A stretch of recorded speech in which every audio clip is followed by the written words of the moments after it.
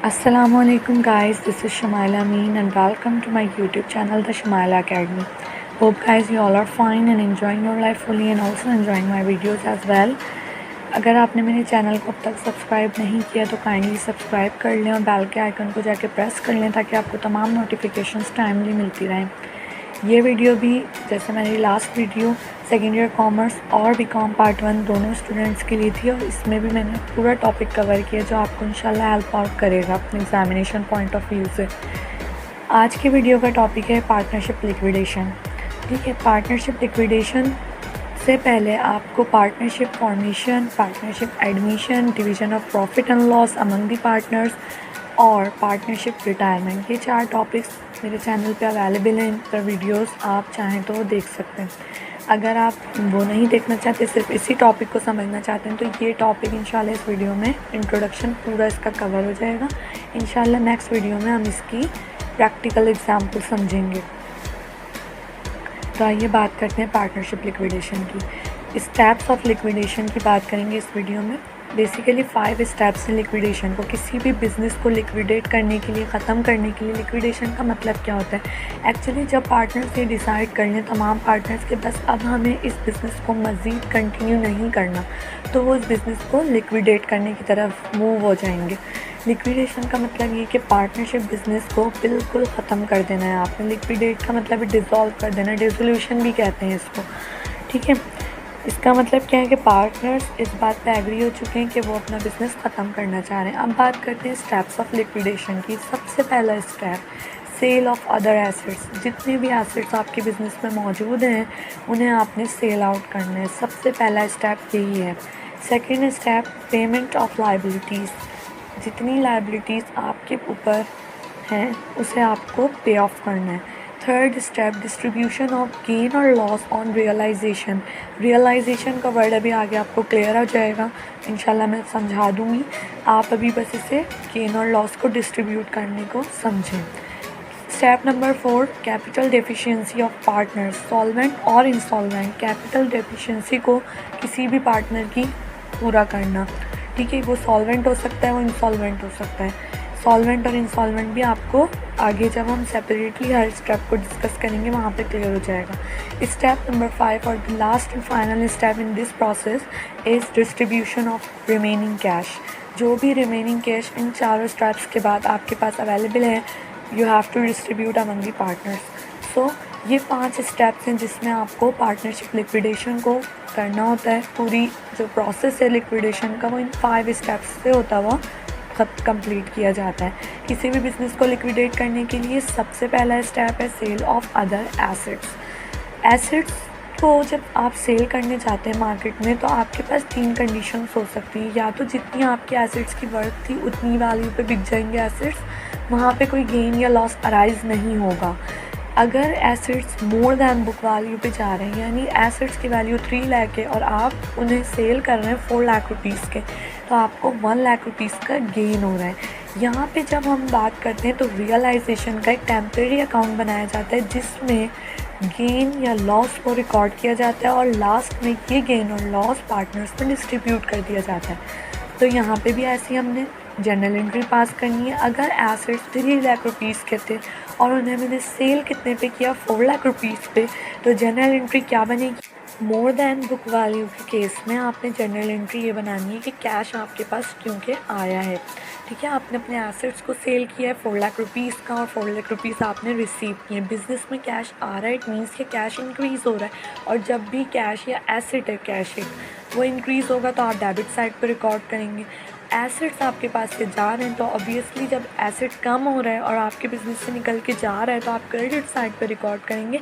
और दोनों के बीच का डिफरेंस जो यहाँ पे मेरे केस में अभी जो मैंने एग्जांपल दी 1 लाख रुपीज़ है, वो आपने क्या कर देना है, रियलाइजेशन के नाम से क्रेडिट साइड पे रिकॉर्ड करना है। अब बात ये आ रही है कि रियलाइजेशन को क्रेडिट साइड पे क्यों रिकॉर्ड किया, तो इसलिए किया जनाब क्योंकि रियलाइजेशन एक आपका यहाँ पे टेम्परेरी अकाउंट है गेन और लॉस को रिकॉर्ड करने के लिए। और गेन जब भी होता है, आपको प्रॉफिट होता है बिजनेस में, आप उसे क्रेडिट साइड पे शो करते हैं। सेकंड केस ये हो सकता है कि आपके एसेट्स की वर्थ ज़्यादा थी जबकि आपने उसे कम अमाउंट में सेल कर दिया फॉर एनी रीज़न। सो आपने जब कम अमाउंट पे सेल किया तो उस वक्त आपको लॉस बेयर करना होगा, क्योंकि आपके एसेट्स की वर्थ 4 लाख रुपीज़ थी और आपने उन्हें 3 लाख रुपीज़ में सेल कर दिया। तो यहाँ पे केस उल्टा हो जाएगा। यहाँ पे रियलाइजेशन का जो डिफरेंस है वो डेबिट साइड पे होगा और आप इसे लॉस के तौर पे टेम्परेरी अकाउंट में रियलाइजेशन के नाम से रिकॉर्ड कर देंगे। ठीक है, दोनों केसेस में आपने जनरल एंट्री इस तरीके से रिकॉर्ड करनी है। कैश उसी तरीके से आपको रिसीव हो रहा था तो आप 3 लाख रुपीज़ को लिखेंगे यहाँ पे, और आपकी एसेट्स की वर्थ 4 लाख रुपीज़ थी तो यहाँ पे 4 लाख रुपीज़ से आपके एसेट्स क्रेडिट साइड पे रिकॉर्ड हो जाएंगे और रियलाइजेशन में 1 लाख रुपीज़ का आपका डिफरेंस आ जाएगा एज अ लॉस। क्योंकि डेबिट साइड पे जब भी आप रिकॉर्ड करते हैं ऐसी चीज़ जो इनकम से रिलेटेड है, ठीक है, गेन और लॉस से रिलेटेड है, तो डेबिट की मीनिंग है लॉस और वो रिड्यूस हो रहा है आपके पास। तो हमने इस तरीके से फर्स्ट स्टेप इसका समझ लिया कि फ़र्स्ट स्टेप में आपको सबसे पहले सेल कर देने तमाम एसेट्स और उनकी बुक वैल्यू के मुताबिक उनकी एंट्री रिकॉर्ड करनी है कि बुक वैल्यू कितनी थी और कितने पे आपने उसे सेल आउट किया तमाम एसेट्स को। अब मूव करते हैं सेकंड स्टेप की तरफ, payment of liabilities, that is also very important.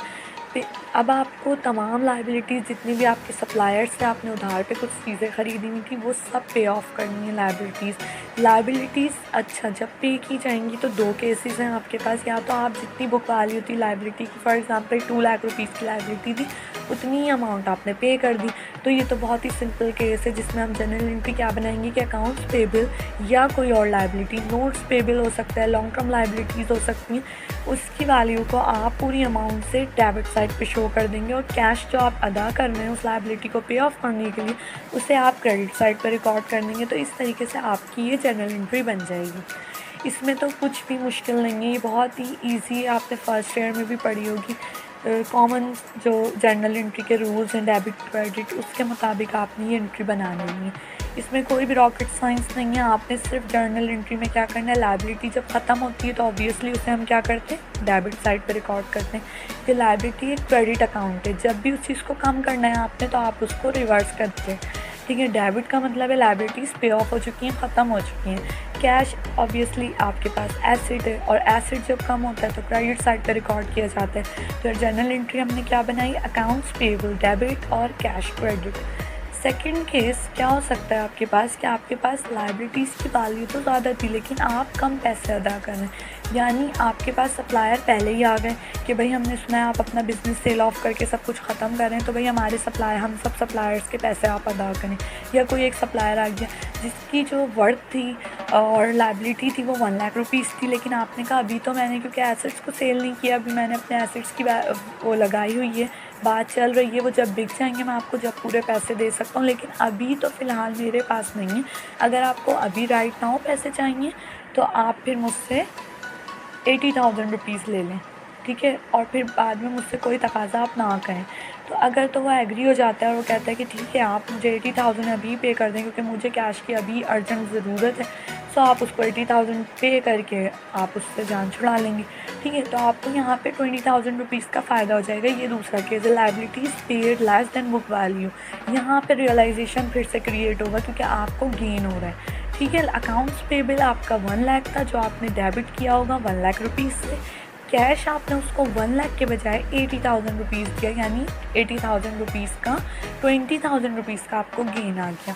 Difference amount credit side पे आ रही है, गेन है, और आप इसे 20,000 से रिकॉर्ड कर देंगे। ये दूसरा केस है। ये अक्सर ऐसा केस उस वक्त होता है जब सप्लायर को बहुत अर्जेंट नीड है कैश की और आप उसे फ़ौरन देने के लिए उससे वो कर रहे हैं बार्गेनिंग कि आप अगर अभी लेना चाहते हैं पैसे तो आप उससे थोड़े कम पैसे ले लीजिए, और अगर तो वो एग्री हो जाता है तो वो इतने कम में आपसे पैसे ले लेगा और आपको यहाँ पर भी जैसे एसेट्स में फ़ायदा हो रहा था ऐसे यहाँ पे भी आपको लाइबिलिटीज़ को पे ऑफ करते हुए भी फ़ायदा, यानी रियलाइजेशन के टेम्परेरी अकाउंट में आप वो डिफरेंस रिकॉर्ड कर देंगे।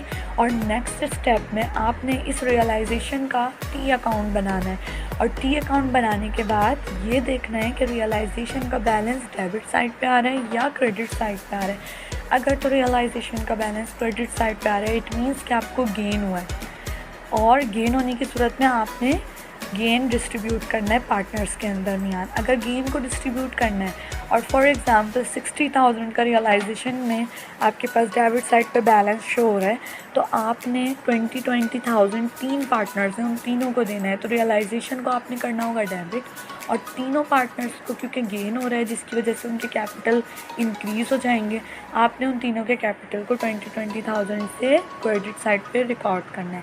क्रेडिट साइड पे रिकॉर्ड इसलिए किया क्योंकि कैपिटल जब भी इंक्रीज़ होता है, प्रॉफिट जब भी किसी को होता है, उसका कैपिटल इंक्रीज़ होता है। यहाँ पे भी पार्टनर्स को गेन हो रहा है तो उनके कैपिटल इंक्रीज़ हो रहे हैं, और इंक्रीज़ होने की सूरत में हम क्रेडिट साइड पे रिकॉर्ड करते हैं।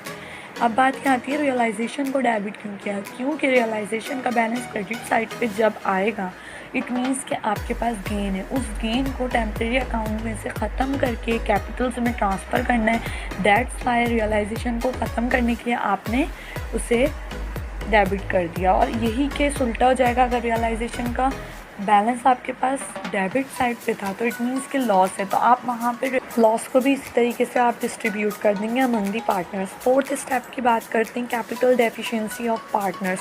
कैपिटल डेफिशिएंसी को समझने के लिए मैं आपको एग्जांपल देती हूँ। फॉर एग्जांपल, मैं और मेरी दो फ्रेंड्स हम लंच के लिए जाते हैं, ठीक है, लंच के लिए जाते हैं और हम ये डिसाइड करते हैं कि 500 रुपीज़ हम तीनों कंट्रीब्यूट करेंगे जो भी, और वहाँ पे लंच एंजॉय करेंगे। यूनिवर्सिटी के बाद काफ़ी टाइम बाद प्लान बनाते हैं और हम तीनों चले जाते हैं लंच के लिए। अब वहाँ जाते हैं, लंच हमारा कंप्लीट होता है, बिल जब लेके आता है वेटर, तो वो बताता है कि आपका बिल है 1800 रुपीज़ का, ठीक है। और वहाँ पे हमने डिसाइड कितना किया था, 1500 रुपीज़, यानी 500 रुपीज़ पर ईच पर्सन जो है वो कंट्रीब्यूट करेगा। अब मेरी फ्रेंड्स कहती हैं ठीक है भाई, हम लोग 100 रुपीज़ और कंट्रीब्यूट करते हैं, लाओ शुमाइला तुम भी दो 100 रुपीज़। तो मैं उस वक्त ये नहीं कह सकती कि मेरे पास 100 रुपीज़ नहीं है, क्योंकि उनको ऑलरेडी पता होता है, क्योंकि मैंने उनके सामने अपना वॉलेट खोला होता है, तो उनको पता होता है कि हाँ भाई हमारे पास 100 रुपीज़ और मौजूद है, तो मैं वहाँ पे निकाल के दे देती हूँ, ठीक है, और हम पे ऑफ करके घर आ जाते हैं। नेक्स्ट टाइम जब हमारा प्लान बनता है और हम लंच के लिए दोबारा से जाते हैं तीनों, तो वहाँ पे ये होता है कि मैं पहले ही उनको बता देती हूँ कि भाई आज मेरे पास एक्स्ट्रा अमाउंट मौजूद नहीं है, देख लो मेरा वॉलेट पहले ही चेक कर लो, सिर्फ 500 रुपीज़ है। वैसे ऐसा होता तो नहीं है, खैर 500 में तो कुछ नहीं होता, लेकिन it is just an example. So मैंने पहले ही उनको एक्सप्लेन कर दी ये चीज़ कि मेरे पास आज नहीं है एक्स्ट्रा अमाउंट देने के लिए। सो वो ये कहती हैं कि ठीक है, अगर नहीं है तो चलो हम ऑर्डर तो करते हैं, खाना वाना आता है, ठीक है, और हम खाना खाते हैं, इंजॉय करते हैं अपना लंच। उसके बाद जब बिल आता है तो वो अगेन 1800 रुपीज़ का ही होता है। अब मैं उनको कहती हूँ कि मैंने पहले ही इसीलिए आपको बता दिया था कि मैं नहीं और कंट्रीब्यूट करूँगी, 500 रुपीज़ मैं दे चुकी हूँ। तो अब ये होता है कि अब जो रिमेनिंग मेरी दो फ्रेंड्स हैं उनको मजबूरन 150 कंट्रीब्यूट करना पड़ेगा, और मेरा अमाउंट भी 100 रुपीज़, उन दोनों ने 50 रुपीज़ कंट्रीब्यूट किया, और इस तरीके से मैंने 500 ही कंट्रीब्यूट करे और उन्होंने 650 रुपीज़ कंट्रीब्यूट किए उस लंच में। तो यहाँ पे बात ये आ जाती है कि कैपिटल, उस वक्त मैं इंसॉल्वेंट थी, जिस वक्त मेरे पास और अमाउंट उस डेफिशिएंसी को कंप्लीट करने के लिए नहीं था। तो यहाँ पे एक एग्ज़ाम्पल देखते हैं कि एक पार्टनर है, यहाँ पे एक एग्ज़ाम्पल देखते हैं, तीन पार्टनर्स हैं A, B एंड C, और A का कैपिटल है 90,000, और उसको लॉस कितना हो गया, रियलाइजेशन को जब हमने डिस्ट्रीब्यूट किया तो उसके हिस्से में लॉस आ रहा है 50,000 का, तो उसका कैपिटल बैलेंस हो गया 40,000, ठीक है। B का जो कैपिटल था वो 60,000 था, उसे भी 50,000 का लॉस हुआ, ठीक है, तो उसका कैपिटल हो गया 10,000। C का कैपिटल था 40,000 और उसे लॉस कितना हो गया 50,000, तो उसका जो कैपिटल था वो नेगेटिव में चला गया, जो है -10,000। फोर्थ स्टेप में हमें यही कुछ देखना होता है कि किसी पार्टनर का कैपिटल कहीं ऐसा तो नहीं कि नेगेटिव में या माइनस में जा रहा है। तो यहाँ पे ऐसा ही हुआ है कि सी का कैपिटल माइनस में चला गया। अब दो केसेस यहाँ पे अराइज होते हैं, या तो सी इंसॉल्वेंट होगा या सी सॉल्वेंट होगा। या तो वो कहेगा कि ठीक है मेरा कैपिटल माइनस में चला गया, मैं अपने घर से आपको 10,000 रुपीज़ ला के देता हूँ कैपिटल डेफिशिएंसी को पूरा करने के लिए, ठीक है। या फिर वो जैसे मैंने कह दिया था कि भाई मेरे पास और कंट्रीब्यूट करने के लिए पैसे मौजूद नहीं है वॉलेट के अंदर या मेरे बैग के अंदर, तो इसी तरीके से सी बोल देगा कि मैं इंसॉल्वेंट हूँ, मेरे पास और मज़ीद कैश बिजनेस में इन्वेस्ट करने के लिए नहीं है, मैं वैसे ही लॉस इतना बेयर कर चुका हूँ, तो वो इंसॉल्वेंट हो जाएगा। ये 2 केसेस होंगे, सॉल्वेंट होने के केस में क्या जर्नल एंट्री रिकॉर्ड करनी है और इंसॉल्वेंट के केस में क्या जर्नल एंट्री रिकॉर्ड करनी है, वो हम इस वीडियो में समझ लेंगे आज। ठीक है, सॉल्वेंट होने की सूरत में तो वो अपने घर से लाके कैश कंट्रीब्यूट करे, कहीं से भी करे, वो ख़ुद कैपिटल डेफिशिएंसी को पूरा करेगा। ठीक है, तो उस सूरत में उसका जो ये कैपिटल है ये ख़त्म हो जाएगा। बिल्कुल, कैपिटल तो वैसे भी सबके ख़त्म हो रहे हैं क्योंकि हम बिज़नेस को ख़त्म कर रहे हैं। ये हमारा 4th स्टेप है। ठीक है, फर्स्ट स्टेप में हमने सेल किया एसेट्स, उसके बाद लाइबिलिटीज़ पे की, रियलाइजेशन का प्रॉफिट या फिर लॉस, प्रॉफिट तो नहीं कहना चाहिए, गेन या लॉस हमने डिस्ट्रीब्यूट किया। उसके बाद कैपिटल डेफिशिएंसी को पूरा करने के लिए अगर पार्टनर सॉल्वेंट है तो वो घर से कैश लेके आ गया 10,000 रुपीज़, तो उस सूरत में कैश आ रहा है बिज़नेस में, डेबिट साइड पर रिकॉर्ड करेंगे आप, और कैपिटल जो सी का कैपिटल था वो क्रेडिट साइड पे रिकॉर्ड हो जाएगा। ये जनरल एंट्री भी बहुत ही ज़्यादा सिंपल है और आप इसको बहुत इजीली कैलकुलेट यहाँ पे करके जितना अमाउंट वो लेके आया उसे आप उसी अमाउंट से जनरल एंट्री रिकॉर्ड कर देंगे। डेबिट कैश को करना है और क्रेडिट आपने कैपिटल को करना है सी के। जो पार्टनर इंस्टॉलमेंट या सॉल्वेंट हो रहा था, जिसकी कैपिटल डेफिशिएंसी जिस पार्टनर के ऊपर आई थी वो सॉल्वेंट होगा, तो आप ये जनरल एंट्री रिकॉर्ड करेंगे। सेकंड केस इस एग्ज़ाम्पल का क्या हो सकता है कि वो इंसॉल्वेंट है, बिल्कुल उसके पास कैश मौजूद नहीं है और वो 1 रुपया भी कंट्रीब्यूट नहीं कर सकता, मज़ीद इन्वेस्टमेंट किया बिज़नेस में ला नहीं सकता कुछ भी पैसे। ठीक है, पेमेंट ऑफ लाइबिलिटीज़ और ये कैपिटल डेफिशिएंसी तक को पूरा करने के लिए वो पार्टनर इंसॉल्वेंट हो चुका है, उसके पास कुछ नहीं है। ठीक है, उस केस में जो रिमेनिंग पार्टनर्स हैं यानी ए और बी वो इसका लॉस बेयर करेंगे, यानी 5,000 दोनों कंट्रीब्यूट करके इस कैपिटल डेफिशिएंसी को पूरा करेंगे। उस सूरत में उनके कैपिटल्स क्या हो जाएंगे, रिड्यूस हो जाएंगे। ऑब्वियसली कि जब एक शख्स अपने पास से पैसे अदा करेगा तो उसका कैपिटल बैलेंस कम हो जाएगा, यानी इस केस में ए का कैपिटल ₹5,000 से डेबिट हो जाएगा, बी का कैपिटल भी ₹5,000 से डेबिट हो जाएगा और कैपिटल जो सी का 10,000 से नेगेटिव जा रहा था वो क्रेडिट साइड पे रिकॉर्ड हो जाएगा और डेबिट और क्रेडिट होके ये अमाउंट बिल्कुल ख़त्म हो जाएगा। क्योंकि नेगेटिव बैलेंस था 10,000 का, जब पॉजिटिव बैलेंस यहाँ पे 10,000 का आएगा तो ये कैंसिल आउट हो जाएगा और ख़त्म हो जाएगा सी का कैपिटल, जिस तरीके से हमें करना था, क्योंकि यहाँ पे सब कुछ हमें ख़त्म करना है। ठीक है, तो सी का कैपिटल यहाँ पे ऑटोमेटिकली ख़त्म हो रहा है क्योंकि नेगेटिव में बैलेंस था, जब क्रेडिट साइड में हमने रिकॉर्ड किया तो ऑब्वियसली कि वो ख़त्म हो जाएगा। बेसिकली ये 4 स्टेप्स होते हैं किसी भी बिज़नेस को लिक्विडेट करने के लिए। पार्टनरशिप बिज़नेस में जो हम पार्टनरशिप के हवाले से इस बिज़नेस को देख रहे हैं और किस तरीके से आपने सेल किया एसेट्स को, पे ऑफ की लाइबिलिटीज़, उसके बाद रियलाइजेशन पे अगर गेन हुआ तो वो अमंग दी पार्टनर्स डिस्ट्रीब्यूट कर दिया और अगर लॉस होना है तो वो डिस्ट्रीब्यूट कर देना है आपने। 4th स्टेप में कैपिटल डेफिशिएंसी को आइडेंटिफाई करना है कि किसी पार्टनर का कैपिटल नेगेटिव में तो नहीं जा रहा, अगर जा रहा है तो अगर वो सॉल्वेंट है तो अपने घर से लाके कंट्रीब्यूट करेगा और कैश आके उसका कैपिटल क्रेडिट होकर ख़त्म हो जाएगा। लेकिन अगर वो इंसॉल्वेंट पार्टनर है तो रिमेनिंग पार्टनर्स को मजबूरन उसके पैसे भी अदा करने होंगे और इस कैपिटल डेफिशिएंसी को कंप्लीट करना होगा, क्योंकि कैपिटल डेफिशिएंसी जब तक बिज़नेस में मौजूद है बिज़नेस लिक्विडेट नहीं किया जा सकता। लास्ट एंड फाइनल स्टेप है distribution of cash. Deficient partner final step of partnership liquidation is distribution of cash. अब आपके पास जो रिमेनिंग कैश बिज़नेस में मौजूद है, जो आपने एसेट्स सोल्ड किए थे, कुछ भी किया था, रियलाइजेशन तो अमंग द पार्टनर्स डिस्ट्रीब्यूट हो गया था, जो भी आपके पास अब रिमेनिंग कैश मौजूद है उसे आपने 2 पार्टनर्स बचे, क्योंकि सी तो इंसॉल्वेंट हो चुका है, उसका कैपिटल भी ख़त्म हो गया, वो उसकी डेफिशिएंसी को ए और बी ने पूरा कर दिया।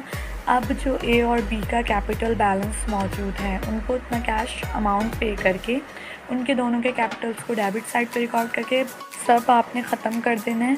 ठीक है, और कैपिटल्स को डेबिट करना है और कैश जो रिमेनिंग उनमें अमाउंट आपने डिस्ट्रीब्यूट की होगी। For example, just an example, 50,000 दोनों का कैपिटल आ रहा था, आपने दोनों के कैपिटल को 50,000 से डेबिट किया और कैश को क्रेडिट किया 1 लाख रुपीज़ से। तमाम चीज़ें ख़त्म हो गई, पार्टनरशिप लिक्विडेट हो चुका है, बिज़नेस ख़त्म हो चुका है।